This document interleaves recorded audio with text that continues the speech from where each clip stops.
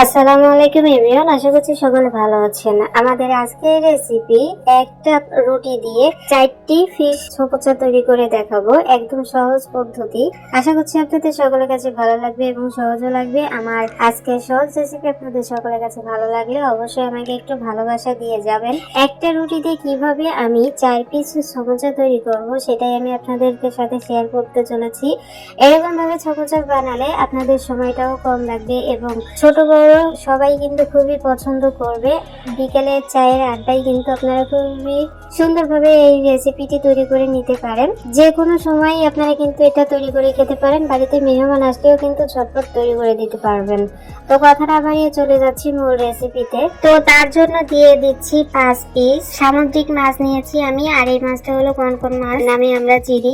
আপনারা এখানে যে কোনো মাছ কিন্তু ব্যবহার করতে পারবেন। তারপর আমি পরিমাণ মতো লবণ আর হলো সামান্য একটু হলুদ দিয়ে এখানে পরিমাণ মতো পানি দিয়ে দিলাম। পানি দিয়ে আমি চুলাটা ধরিয়ে দিয়ে ঢাকনা দিয়ে ঢেকে দিব 10 মিনিট। 10 মিনিট আমি ঢাকনা দিয়ে ঢেকে রেখেছিলাম, আর দেখতে পাচ্ছেন 10 মিনিটের মধ্যে আমাদের মাছ থেকে পানি একদম শুকিয়ে গেছে আর মাছটা কিন্তু সম্পূর্ণ সিদ্ধ হয়ে গেছে 10 মিনিটে।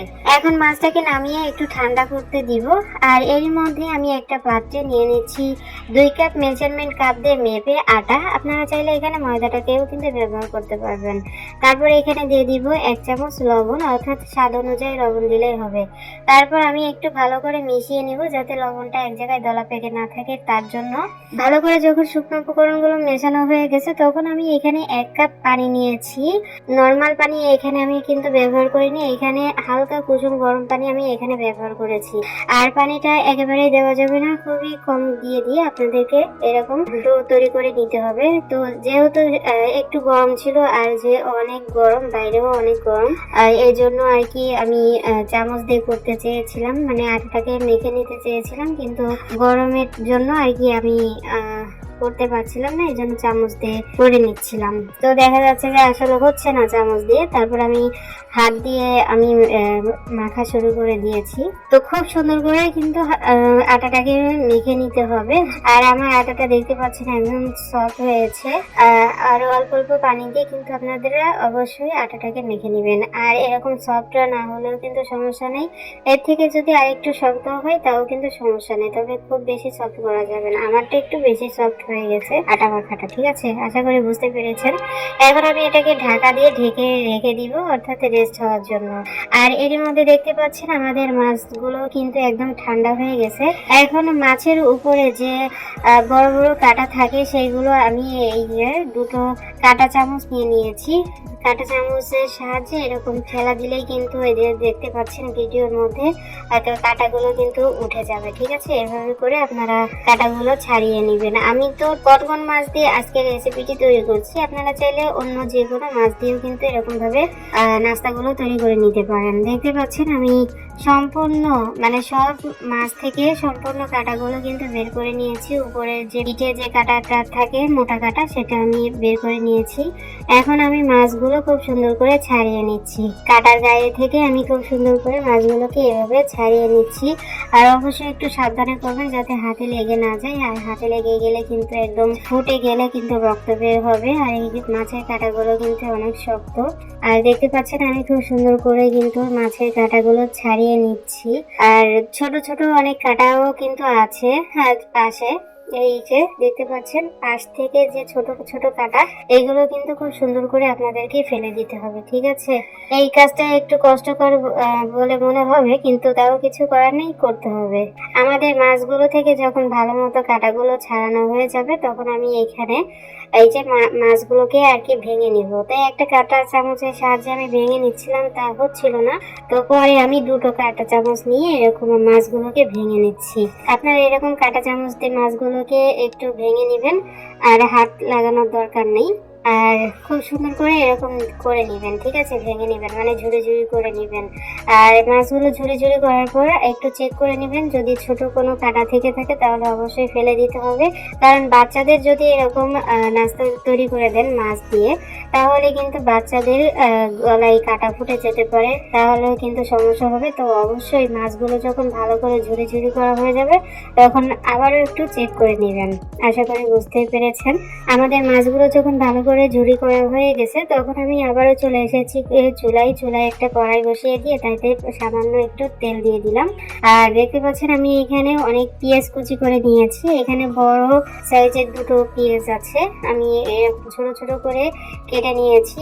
আর হলো রসুন আর হলো কাঁচামরিচের পরিমাণটা একটু কম ব্যবহার করেছি, তবে আপনারা চাইলে আর একটু বেশি করেও কিন্তু করে নিতে পারেন। এখন এই মশলাগুলোকে খুব সুন্দর করে নেড়েচেড়ে ভেজে নিতে হবে যতক্ষণ না পর্যন্ত সুন্দর একটা কালার চলে আসছে। তবে খেয়াল রাখতে হবে মশলাগুলো যাতে পুড়ে না যায়, ঠিক আছে?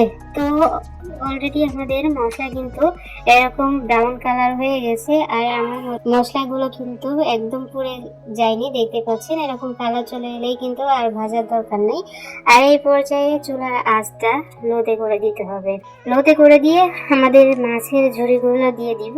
ঝুড়িগুলো দিয়ে একটু নেড়ে চেড়ে নিব। নেড়ে চেড়ে নেওয়ার পর এখানে ব্যবহার করব 1 চামচ জিরা গুঁড়া, 1 চামচ ধনিয়া গুঁড়া, তারপরে 1/2 চামচ লবণ, 1/2 টিস্পুনেরও কম দিয়েছি হলো হলুদের গুঁড়া, সামান্য একটু লাল মরিচের গুঁড়া, আর 1/2 চামচ আছে হলো টেস্টি সল্ট। আপনারা এখানে টেস্টি সল্ট ব্যবহার করতে না চাইলে ম্যাগি মশলাটা এখানে কিন্তু ব্যবহার করতে পারেন, ঠিক আছে? আর লবণটাকে আমি একদম কম ব্যবহার করেছি, যেহেতু মাছ যখন সিদ্ধ করেছিলাম তখনই কিন্তু অনেকটাই লবণ দিয়েছিলাম, এই জন্য আমি এই পর্যায়ে খুবই কম লবণটাকে ব্যবহার করেছি। এখন শুকনো উপকরণগুলো খুব সুন্দর করে মিশিয়ে নিতে হবে। অনবরত নেড়েচেড়ে মিশিয়ে নেওয়ার পর এখানে দিয়ে দিব 2 চামচ টমেটো সস।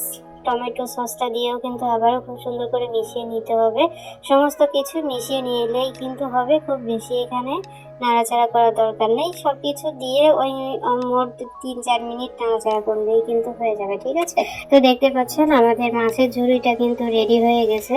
এখন আমি এটাকে অনবরত নেড়ে চেড়ে তারপরে ঠান্ডা করে নিব। তো দেখতে পাচ্ছেন অলরেডি আমাদের মাছের ঝুড়িটা ঠান্ডা হয়ে গেছে। অনবরত নেড়ে চেড়ে আমি ঠান্ডা করে নিয়েছি। এখন এর মধ্যে দিয়ে দিব আরো 2টো বড় সাইজের পেঁয়াজ কুচি করে রেখেছিলাম, সেটা দিয়ে দিলাম। আর হলো কয়েকটা কাঁচামরিচ আমি কেটে রেখেছিলাম, সেইগুলো এখানে দিয়ে দিলাম। এইগুলো আমি কাঁচা অবস্থায় দিয়েছি, আপনারা এটা সম্পূর্ণ অপশনাল, আপনারা না চাইলে দরকার নেই, ঠিক আছে? আমি দিলাম, আপনারা না চাইলে দরকার নেই। আচ্ছা, যাই হোক, আমাদের মাছের মিশ্রণটা যখন হয়ে গেছে তখন আমি এক সাইডে রেখে তারপরে এই যে আটা দেখতে পাচ্ছেন আমাদের আটার ডোটা কিন্তু একদম সফট হয়ে গেছে এবং সেট হয়ে গেছে। আবারও খুব সুন্দর করে একটু মথে নিব, একটু আটা ছড়িয়ে দিয়ে তারপরে একটু মথে নিব। আর দেখতে পাচ্ছেন কতটা সফট হয়েছে আমাদের আটার ডোটা। এখন আমি রুটি বানানো পিঠের উপরে নিয়ে তারপর হাতে সামান্য পরিমাণে একটু আটা লাগিয়ে তারপরে আমি এখানে ছোট ছোট করে লেচি করে নিব। আমরা রুটি বেলার আগে ছোট ছোট ডো করে নিই, ওরকম ডো করে নিব। তো এই যে আমি করে নিচ্ছি, আমি একদম ছোট ছোট সাইজের ডো করে নিচ্ছি, ঠিক আছে? তো দেখতে পাচ্ছেন না আমার প্রায় 7-8টার মতো হয়েছে ডো। এখন সবগুলো ডো তুলে নিয়ে একটা ডো আমি খুব সুন্দর করে আবারও মথে নিয়ে গোল করে নিব, গোল শেপ করে নিব।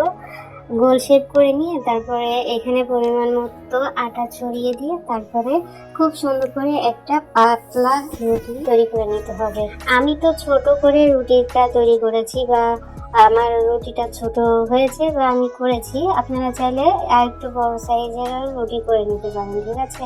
আমি তো ছোট করে সমোসাগুলোকে তৈরি করব, আপনারা বড় সাইজেও করে নিতে পারবেন। সেক্ষেত্রে রুটিটাকে বড় করে বেলে নিতে হবে, ঠিক আছে? আশা করি বোঝাইতে পেরেছি। আমাদের রুটিটা যখন বেলা হয়ে যাবে তখন এই যে মাছ বরাবর আর কি কেটে নিতে হবে ছুরির সাহায্যে। আমি কেটে নিচ্ছি, দেখতে পাচ্ছেন 4 ভাগ করে নিচ্ছি। আমাদের এই যে রুটিটাকে খুব সুন্দর করে 4 ভাগ করে নিতে হবে, আপনারা এরকম 4 ভাগ করে নেবেন। আর এই যে একটা কাটা অংশে আমি এক সাইডে একটু পানি লাগিয়ে নিয়েছি, আর এক সাইড কিন্তু আমি পানি লাগাইনি। তো ভাঁজটা আপনারা দেখেন, একটু দেখে বুঝে নেন। যে পাশে পানি লাগানো হয়েছে সেই পাশ কিন্তু আগে ভাজতে যাবে না, শুকনো পাশে আগে ভাজ দিয়ে তারপরে যে পাশে পানিটা লাগানো হয়েছে সেটা তুলে দিয়ে এরকম আটকিয়ে নিতে হবে। তারপরে দেখবেন যে একটা পকেট মতো সৃষ্টি হয়েছে, এই পকেটের মধ্যে আপনাদেরকে এই যে মাছের ফুলটাকে দিয়ে দিতে হবে। দিয়ে তারপরে যে বাড়তি অংশটা থাকবে সেই অংশটাকে আবার মাথায় পানি লাগিয়ে তারপরে এরকম টেনে এনে আপনাদেরকে যে চেপে চেপে মুখটাকে তৈরি করে দিতে হবে, ঠিক আছে, মানে সিল করে দিতে হবে। তাহলে দেখবেন যে আপনাদের সমোসাটা কিন্তু তৈরি হয়ে গেছে। দেখতে পাচ্ছেন একটা সমোসা আমি তৈরি করে নিয়েছি, আর এরকম ভাবে সমস্ত সমোসাগুলোকে কিন্তু আমি তৈরি করে নিব। তো ইতিমধ্যে আমি অনেকগুলোই অফ ক্যামেরায় করে নিয়েছি। আপনাদের যদি বুঝতে সমস্যা হয় যে আমি ভাঁজগুলো কিভাবে দিয়েছি, তাহলে ভিডিওটা একটু সামনের দিকে টেনে আপনারা দেখে নিতে পারেন। আচ্ছা, যাই হোক, এই যে সমোসাগুলো তৈরি হয়ে গেছে। আর আমি আগে থেকেই কড়াইয়ের মধ্যে পরিমাণ মতো রান্নার তেল দিয়ে রেখেছিলাম, আর গরম হয়ে গেছে তেলটা। আর খুব বেশি গরম করা যাবে না, অল্প গরম হলেই কিন্তু চলবে। তারপর আমি এই যে এখানে সমোসাগুলো একে একে দিয়ে দিচ্ছি। দিয়ে যখন তেলটা একটু ভালো মতো গরম হয়ে যাবে, তখন গরম তেল উপর দিয়ে দিবেন। তাহলে দেখবেন যে সমোসাগুলো অনেক বেশি ফুলে গেছে, ফুলে একদম ডাবল হয়ে গেছে। তো দেখতে পাচ্ছেন 1 মিনিট পরে আমি আর কি উল্টিয়ে দিচ্ছি। উল্টিয়ে তারপরে খুব সুন্দর করে ভেজে নিব। আর এই পর্যায়ে চুলার আঁচটা কিন্তু মিডিয়াম থেকে একটু কম আছে। তো অল্প জালে আপনাদের এই সমোসাগুলো একটু সময় নিয়ে ভেজে নিতে হবে। আপনারা যদি সময় নিয়ে ভেজে নেন এই সমোসাগুলো, তাহলে কিন্তু অনেক বেশি ক্রিস্পি হবে, মচমচে হবে, ঠিক আছে। তো দেখতে পাচ্ছেন আমি কিন্তু একটু সময় নিয়ে তারপরে ভেজে নিয়েছি। আর আমি আমার পছন্দ মতো কালার করে নিচ্ছি। আপনারা আপনাদের পছন্দ মতো কালার করে তারপরে আপনাদের সমোসাটাকে নামিয়ে নিতে হবে। তো দেখতে পাচ্ছেন এরকম কালার চলে এলেই কিন্তু আমি তুলে নিচ্ছি। আর আমি ধাপে ধাপে প্রত্যেকটা সমোসা তৈরি করে নিব অফ ক্যামেরায়। এত বেশি দেখাতে গেলে তো ভিডিওটা অনেক বড় হয়ে যাবে। আজকের ভিডিওটা অনেক বড়। যাই হোক, কে কোথা থেকে দেখছেন অবশ্যই আমাকে লাইক কমেন্টস করে যাবেন। বন্ধুদের মাঝে অবশ্যই ভিডিওটি শেয়ার করে দিবেন, ঠিক আছে। তো আমাদের সমোসাগুলো যখন ভাজা হয়ে গেছে, তখন আমি আপনাদেরকে পরিবেশন করে দেখিয়ে দিচ্ছি। আর অবশ্যই একটু টমেটো সস দিয়ে খাওয়ার চেষ্টা করবেন। টমেটো সস দিয়ে খেলে কিন্তু অসম্ভব মজা হয়। এখানে আমি টমেটো সসটা তৈরি করে নিয়েছিলাম অফ ক্যামেরায়, যেটা আমি আপনাদেরকে দেখাইনি। তো আমি এখানে একটু সমোসার খাওয়ার জন্য একটু টমেটো সস নিয়ে নিলাম।